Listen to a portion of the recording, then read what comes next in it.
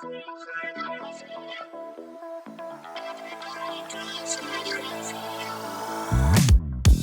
80s football was shorts were proper, you had short shorts, proper shirts, great haircuts, and in Rush's case, brilliant moustache. He puts the ball in the back of the net, whichever way, left foot, right foot, if it's a tap in, if it's a header.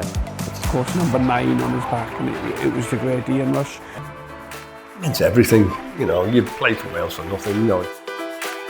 And you could see already she was wise beyond her years even then.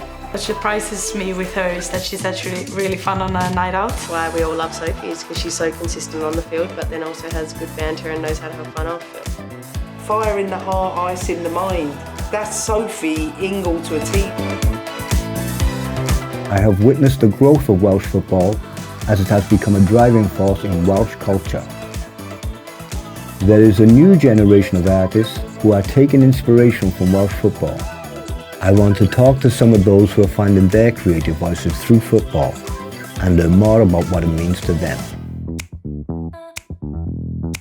Probably first memory would be just in the street. You know, if you look in Liverpool, back in them days when I was growing up, you know, we grew up on a council estate, so not a lot to do.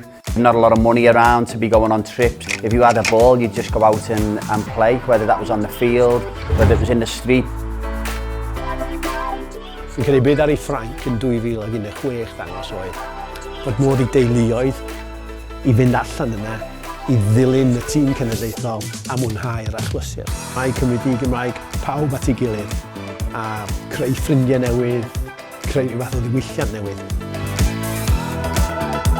Everything just was falling into place. We've got a chance of qualifying in this group. We were the best team in that group. We knew we could beat anybody. And the euphoria, because we had qualified.